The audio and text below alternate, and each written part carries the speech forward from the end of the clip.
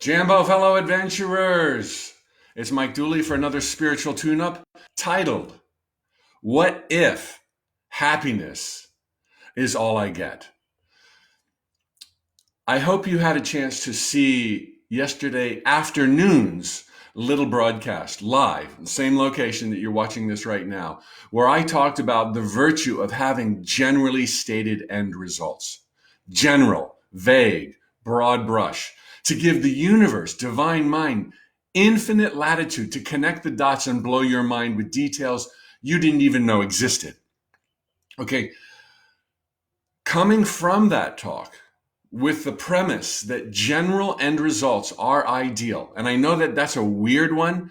Just watch the 5-minute broadcast I did yesterday afternoon, and you're going to totally be on board. Coming from this premise, what's the most general desire somebody could have? Happiness. Okay, you might say love, you might say health, but generally you want love and you want health so that you can be happy. Happiness is the ultimate end result. And I teach this the world over and have been doing so for almost all of these 20 years. But I know that happiness is kind of like, what is happiness? Audience members ask me from time to time to define happiness. Here's the great news. You get to define it in any way you like. If it means service to you, go for it. If it means happy dancing, then go for it. But happiness is the ultimate end result, which leads invariably to the question from some audience member. And it came up so often, I had to really wonder, like, what's going on? Mike, I get that happiness is important, but what if that's all I get? Just happy. Oh no, what if all you are is happy 24/7? The question came up so much, I would examine it and I would wonder and I would go within and be like, we've all been taught to be micromanagers so much of our lives. We think if we don't address finances as well, love as well, health as well, then the universe might as well not even know. People are afraid that if they make happiness their ultimate end result, that might be all they get. They'll be happy, but broke, alone, no friends, that's alone, unhealthy. No, that's not how it works. The universe is an extension of yourself. Really, there's knows what you most want, but it helps yourself get clear on priorities when you name what it is you most want. You don't even have to ask. Before you even ask, your prayers are answered, the Bible said. There's some real gems in the Bible. But happiness implies all of the cylinders are firing. Here's an example of how people fall off the tracks. There are books out there. I don't know the name, haven't read them myself, but I've been told by enough audience members that state if you want to find your perfect soulmate, your perfect travel partner, your friend with benefits, make a menu list. Tall, bald, handsome, creative writer, all those things that check the boxes for you. Put on everything. Good in the kitchen, good everywhere else. Good, good, good, good, good. Make that list. And so often the person will come up and say, I made my list. I got everything I wanted, but the person is married. I forgot to put single, must be available on my menu list. Do you think the universe is so daft, so imbecilic, so evil and cruel that it would be like, you want someone single too? I could never have known that if you didn't put it on your bullet list. You don't have to tell the universe you want somebody single. You don't even have to tell the universe you want somebody. The universe knows. What's important is that you know and that you're doing something about it in conjunction with living a well-rounded life. Happiness implies, the happiness we're talking about is that, woohoo, I love my life. Ah-ha.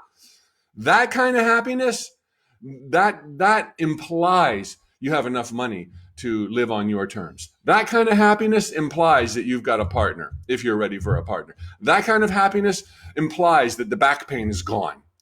Okay, you don't have to say, oh, I want to be so happy and no back pain. Oh, and I want to have a lot of money. Oh, I want to be so. Do you think you could actually check every box that's important to you? Do you think that if you named the back pain, what about your left knee? It never gave you a problem before, but some people have left knee problems. You better put that on your, what about your right big toe? What about your right eyeball? No glaucoma? That's because you're lucky so far, and you better put it on your list. What about your left ear? You don't want wax buildup. Do you realize, and that's just a few body parts. Do you realize if you took your whole life into consideration, you would never, ever, ever, ever, ever be able to name everything that you want to run smoothly. But yet, as micromanagers, we think we need to cross every T and dot every I and name every single thing. Otherwise, it might not happen for us. Baloney.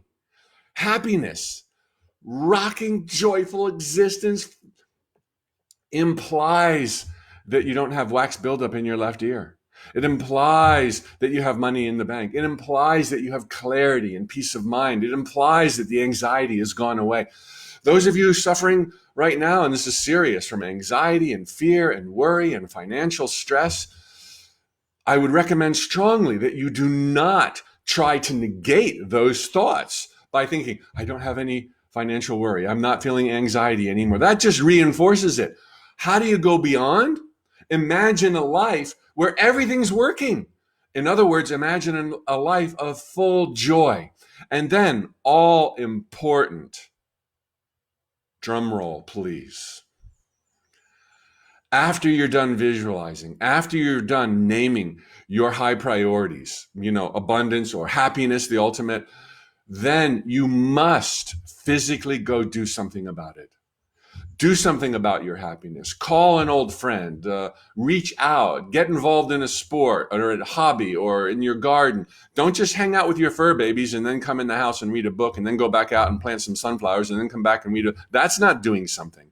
That's not nearly enough. You didn't come here to be a couch potato, a gardening couch potato with fur babies. You came here for the whole enchilada. And that means roaring, great happiness and all that it implies. One more little caveat, a light one.